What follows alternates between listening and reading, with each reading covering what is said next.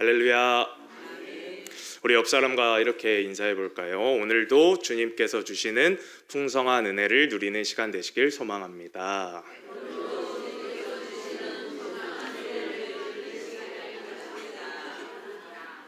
아멘. 오늘 설교는 한 가지 그림을 보면서 시작하려고 하는데요. 잠시 띄워주시겠어요? 네, 이 글자를 보시면 뭐라고 이 글자가 보이십니까? 네, 결핍이라는 글자로 대부분 보이실 텐데요. 결핍까지만 생각하시면 됩니다. 더 안 가셔도 되고요. 제가 이 설교를 이 결핍이라는 글자 그림을 보면서 시작하는 이유는 오늘 설교 말씀의 내용이 결핍에 대해 다루는 설교이기도 하기 때문이지만 동시에 이 그림이 오늘 설교의 중요한 메시지를 담고 있기 때문입니다. 그 메시지가 무엇인지에 대해서는 설교를 풀어가면서 천천히 함께 나누도록 하겠습니다. 네, 그림 내려주셔도 됩니다. 오늘 본문 말씀은 우리가 너무나 잘 알고 있는 한나의 이야기입니다. 한나는 엘가나라는 남자의 아내였는데요. 그런데 이 엘가나에게는 또 하나의 아내가 있었죠. 바로 분인나라는 여인이 있었습니다. 이러한 한나와 분인나에게는 결정적인 차이점이 하나 있었는데 그것은 바로 한나에게는 자녀가 없었고 분인나에게는 자녀가 있었다라는 것입니다. 그 당시 시대상으로 보면 여인이 자녀를 낳을 수 있는가 그렇지 못하는가는 매우 중요한 문제였습니다. 왜냐하면 당시 여성들에게 있어 아이를 낳는 문제는 자기가 선택할 수 있는 범주의 문제가 아니라 반드시 해야만 하는 필수적인 일이었기 때문입니다. 그렇게 아이를 낳지 못한다는 것은 곧 여자로서의 삶의 의미를 잃어버리는 것이고 또한 여자로서 사회적 위치를 상실하는 것을 의미했습니다. 한나는 아이를 낳지 못하는 여자였기 때문에 매우 괴로울 수밖에 없는 이러한 상황에 처해 있었다라는 거죠. 그런데 그나마 이와 관련해서 한 가지 다행스러운 부분이 있었습니다. 그것은 바로 한나의 남편 엘가나가 당시 시대상과는 전혀 다른 관점으로 자신의 아내를 바라보았다는 점입니다. 사무엘상 1장 4에서 5절을 살펴보면 함께 읽어보겠습니다. 시작.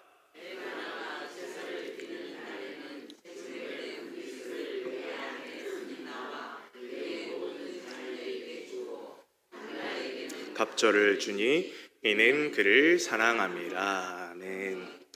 이 말씀을 보면 엘가나는 아이를 낳지 못하는 한나를 업신여기기나 구박하기는커녕 아이를 낳은 분인나보다도 훨씬 더 사랑했음을 알 수 있습니다. 얼마나 엘가나가 한나를 사랑했냐면 분인나와 그의 자녀들에게 준 재물의 분깃보다 한나에게 준 재물의 분깃이 갑절이나 되었다고 성경은 말하고 있습니다. 이렇게 한나는 남편의 엄청난 사랑과 위로를 받았음에도 불구하고 아이가 없다는 것에 대해서 계속해서 괴로워했습니다. 그녀가 이렇게 계속해서 괴로워했던 결정적 이유는 바로 분인나 때문이었습니다. 6절 말씀을 보면 제가 읽겠습니다. 여호와께서 그에게 임신하지 못하게 하심으로 그의 적수인 분인나가 그를 심히 격분하게 하여 괴롭게 하더라. 성경에서는 대놓고 분인나를 그의 적수라고 표현하고 있습니다. 그만큼 한나 입장에서 볼 때는 분인나는 자신을 끔찍하리만큼 괴롭힌 완전한 적이었다는 거예요. 얼마나 분인나가 한나를 괴롭게 했는지 이어지는 7절에서도 분인나가 한나를 격분시켰다는 이야기가 한 번 더 언급되고 그로 인해서 한나는 먹지도 않았고 또 울기만 했다라고 성경에 기록이 되어 있습니다. 이러한 한나를 보면서 남편 엘가나는 또다시 이렇게 위로를 합니다. 8절 말씀입니다. 이거는 다시 한번 다 같이 읽겠습니다. 시작. 그의 남편 엘가나가 그에게 이르되 한나여 어찌하여 울며 어찌하여 먹지 아니하며 어찌하여 그대의 마음이 슬프냐 내가 그대에게 10 아들보다 낫지 아니하냐 하니라. 아멘. 요새 말로 하면 이거를 이제 스윗남이라고 하죠. 뭔가 말 그대로 정말 달콤할 정도로 너무 다정한 남편을 뜻하는 건데요. 제가 알기로는 저희 정신사랑의 교회 모든 남자 성도님들이 스윗남으로 알고 있는데 맞나요? 이거는 여자분들이 대답을 해주셔야 되는데 맞나요? 네. 진실은 뭐 조금 나중에 차후에 알아보도록 하고요. 네, 다시 이야기로 돌아와서 아이가 없어 괴로워하는 한나에게 엘가나는 내가 당신에게 10아들보다 낫지 않냐라며 그녀를 위로합니다. 그러나 분인나로 인한 괴로움이 너무 컸던 한나는 남편의 이러한 위로도 소용이 없었습니다. 그렇게 괴로운 마음을 달랠 길이 없어 그녀는 여호와의 전에 나와 하나님께 통곡하며 기도합니다. 한나가 얼마나 간절히 기도를 했냐면 그 기도하는 모습을 지켜보던 엘리 제사장은 그녀가 술에 취한 줄로 착각을 합니다. 성경에는 한나가 속으로 말하여 입술만 움직이고 음성이 들리지 않았다라고 기록되어 있는데 조금 더 전에 10절의 말씀을 보면 분명하게 한나가 통곡하며 기도했다라고 말하고 있습니다. 즉 이 두 구절을 연결지어서 생각을 해보면 한나는 음성이 밖에 나오지 않을 정도로 통곡하듯 간절히 기도했다라는 겁니다. 우리가 보통 생각할 때는 간절히 기도한다 그러면 목소리가 점점 더 커질 거라고 생각하잖아요. 저희가 주여 막 이렇게 하듯이 목소리가 더 커질 거라고 생각을 하는데 사실 정말 간절히 기도할 땐 음성도 안 나옵니다. 정말 간절히 내 마음을 애통하는 이 마음을 쥐어짜듯이 기도하면 목소리조차 안 나온다는 거예요. 오늘 말씀의 한나의 모습이 바로 이러한 상태였다는 겁니다. 이렇게 한나가 목소리가 안 나올 만큼 간절히 기도하고 있는 이유가 지금 무엇입니까? 그것은 바로 그녀의 결핍 때문입니다.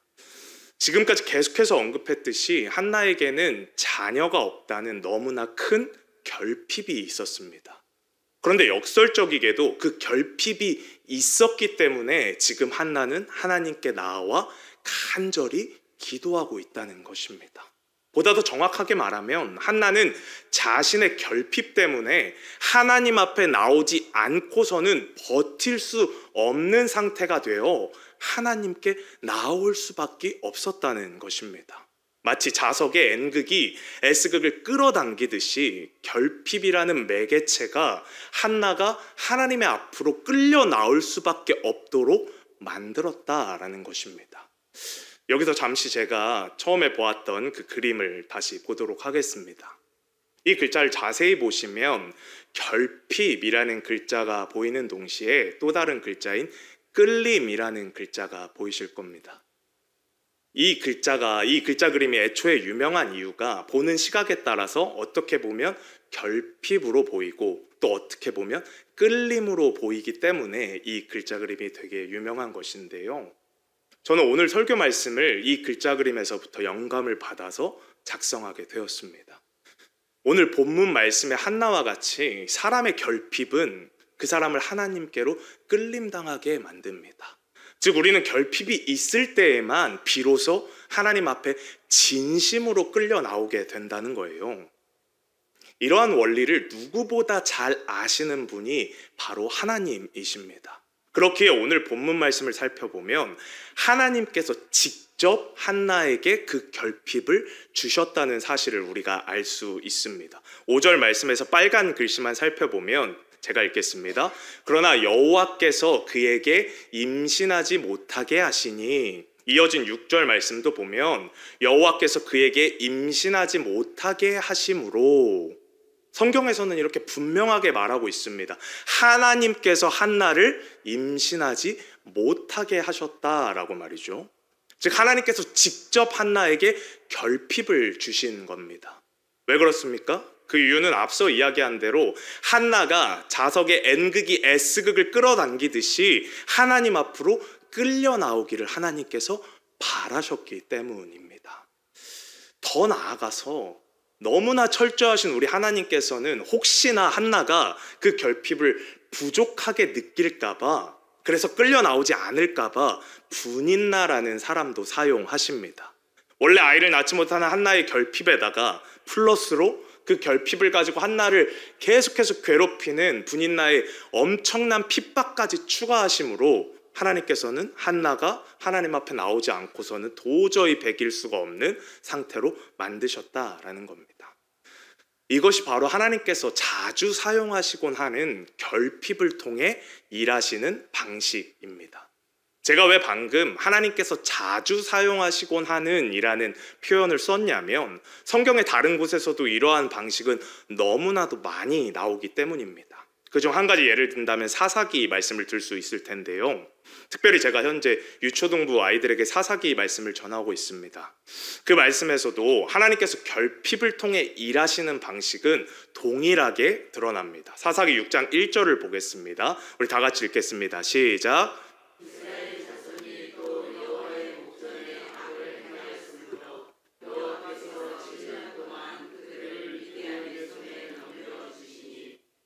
하나님께서는 자신을 철저하게 배신하고 너무나 악하게 사는 이스라엘 백성들을 깨닫게 하기 위해서 미디안을 들어서 사용하십니다. 미디안으로부터 압제를 당하자 그제서야 이스라엘 백성들은 하나님께 나아옵니다. 6절 말씀을 보면 이건 제가 읽겠습니다. 이스라엘이 미디안으로 말미암아 궁핍함이 심한지라 이에 이스라엘 자손이 여호와께 부르짖었더라. 이스라엘 백성들은 미디안으로 인해 결핍이 생기니까 그제서야 다시 하나님 앞에 끌려 나와 그에게 부르짖었다라는 것입니다. 자신들을 살려달라고 말이죠. 성경에는 이러한 방식을 사용하시는 하나님에 대해서 많이 기록이 되어 있습니다.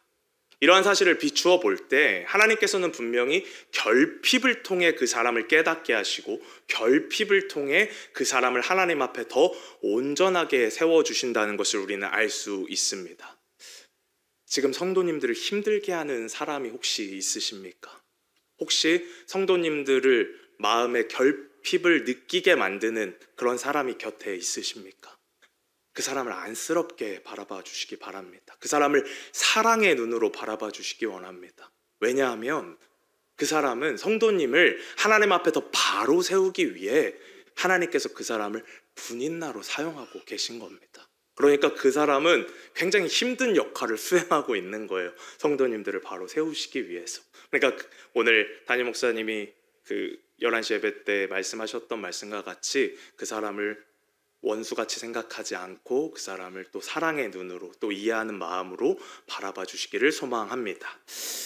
그런데 저는 이렇게 한나의 결핍에 대한 설교를 작성을 하면서 한 가지 질문을 스스로에게 던져보게 되었는데요.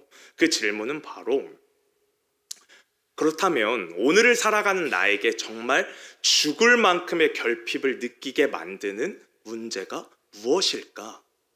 조금 더 구체적으로 나의 삶에서 만약 이것이 없어진다면, 이것이 내 손을 떠난다면 견딜 수 없을 만큼 결핍을 느끼게 되는 존재는 무엇일까?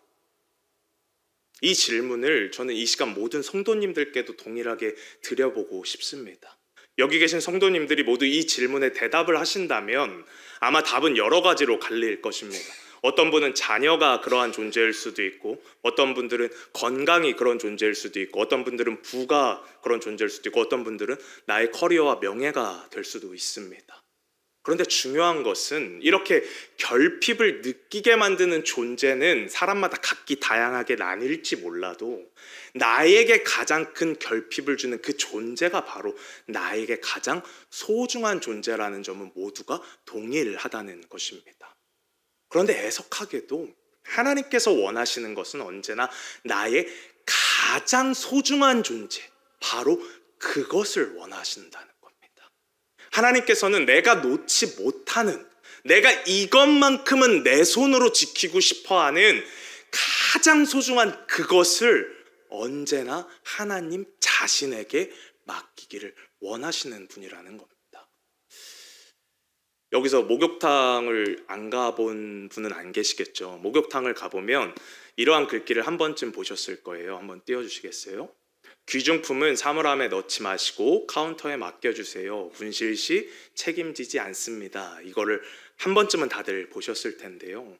저는 이 말이 하나님과 우리 사이를 핵심적으로 너무나 잘 표현한 말이라고 생각을 합니다. 우리가 가장 소중하게 생각하는 귀중품, 즉 나의 자녀, 나의 건강, 나의 사업, 나의 부는 오히려 카운터, 즉 하나님께 맡겨야 해요. 내가 아무리 내 사물함에 꽁꽁 감추어 두어봤자 내 귀중품은 언제든지 분실할 수 있다라는 것입니다. 그러나 귀중품을 카운터에 맡기는 순간 절대적으로 카운터 직원이 그 귀중품을 책임져 준다는 겁니다. 마찬가지예요. 나의 자녀를 내 힘으로 아무리 좋은 환경에서 아무리 최상의 조건으로 아무리 안전하게 키운다고 할지라도 하나님께서 책임져 주시지 않으면 결국 그 자녀의 미래는 결코 보장되지 않는다는 것입니다. 그런데 하나님께 맡기는 순간 나의 자녀의 미래는 보장됩니다. 왜요? 나는 이미 하나님께 맡겼으니까요. 귀중품을 카운터에 맡긴 이후부터는 그 귀중품이 분실되는 것조차 책임지는 게 카운터 직원의 몫입니다. 마찬가지예요. 하나님께 맡겼으면 그 자녀의 모든 것을 책임지는 것도 하나님이시라는 겁니다. 이 사실을 믿으십니까? 그런데 너무나 기쁜 소식은 우리 하나님은 그러한 카운터 직원과는 비교도 안 되는 전능하시고 완전하신 분이라는 겁니다. 그런데 왜 아직도 그분께 나의 귀중품을 맡기지 않으십니까? 왜 아직도 내 사물함에 꽁꽁 싸매서 넣어놓고 계십니까? 지금 여기 계신 모든 성도님들은 잃어버리게 되면 가장 큰 결핍을 느끼게 될 것 같은 귀중품이 하나씩은 반드시 있을 것입니다. 그래서 내 손으로 놓지 못하고 있는 그 귀중품이 있으실 겁니다. 그런데 이 시간 간절히 소망하기는 이제는 그 귀중품 하나님께 맡겨드리기 원합니다. 그러면 하나님께서 반드시 그리고 끝까지 책임져 주시는 줄로 믿습니다. 오늘 본문의 한나 역시 그렇게 하나님께 모든 것을 맡겼는데요. 사무엘상 1장 11절의 말씀을 우리 다 같이 한 목소리로 읽도록 하겠습니다. 시작. 서원하여 이르되 만군의 여호와여 만일 주의 여종의 고통을 돌보시고 나를 기억하사 주의 여종을 잊지 아니하시고 주의 여종에게 아들을 주시면 내가 그의 평생에 그를 여호와께 드리고 삭도를 그의 머리에 대지 아니하겠나이다. 아멘. 한나는 자신의 결핍의 근원이었던 아이의 문제가 해결되기도 전에 이미 믿음으로 하나님께 아이를 먼저 맡겨버렸다는 거예요. 아직 생기지도 않은 그 아이를 평생 하나님께 드리겠다고 서원을 먼저 했다는 겁니다. 그랬더니 하나님께서 한나의 서원을 들으시고 그녀에게 자녀를 주십니다. 그 자녀가 바로 이스라엘의 위대한 지도자 사무엘인 것입니다. 정리를 하자면 하나님께서는 한나가 아이를 갖지 못하는 결핍을 경험하게 하심으로 그녀를 하나님 앞으로 끌려 나오게 만드셨고 한나로 하여금 자신에게 귀중품이 되는 즉 가장 소중한 자신의 아이를 아직 그 아이가 생기기도 전에 하나님께 맡기게 만드셨어요. 그렇게 한나가 하나님께 맡겼더니 하나님께서 사무엘을 어떻게 사용하셨습니까? 그 어지럽고 혼탁한 시대였던 사사시대에 사무엘을 지도자로 세워 죄악된 이스라엘을 바로 잡았을 뿐 아니라 더 나아가서 이스라엘 왕이 될 사람에게 기름을 부어서 직접 왕을 세우는 역할까지 하는 위대한 사람으로 하나님께서 사용하셨다는 겁니다. 그리고 사무엘의 삶에 끝까지 하나님께서 함께 하시며 그를 끝까지 책임지셨다는 겁니다. 말씀을 정리하고자 합니다. 오늘 설교를 작성하면서 저 역시 제 삶을 쭉 돌아보니까 시기마다 하나님께서 저에게 결핍을 주셨던 것 같습니다. 그런데 그 결핍의 때가 언제였는가를 생각해 보면 내가 나도 모르게 교만해져서 말로는 하나님 내가 밖에서는 너무나 목회자로서 살아가는 모습처럼 보이는데 마음속으로는 내 힘으로 충분히 모든 것을 다 할 수 있다라고 교만이 가득 차 있을 때 그때마다 하나님께서 결핍을 통해 저를 다시 하나님께로 끌고 오셨던 것 같아요. 그리고 다시 하나님 앞에 엎드려서 하나님, 나는 하나님이 없으면 아무것도 아닙니다. 내 손으로 움켜쥐고 있던 귀중품을 다시 하나님께 온전히 맡겨드립니다 라고 고백하게 만드심으로 저를 다시 겸손의 자리로 늘 세우셨던 것 같습니다. 지금 이 자리에 결핍 때문에 아파하고 있으신 분이 계십니까? 왜 나에게 이러한 일이 생겼는지, 내가 왜 이러한 고난을 겪어야 하는지 애통하고 있는 분이 계십니까? 또한 내가 가장 소중한 자녀를 결코 내 손에서 놓지를 못해서 괴로워하고 있는 분이 계십니까? 그렇다면 주님께 더욱 바짝 엎드려서 기도하시기를 소망합니다.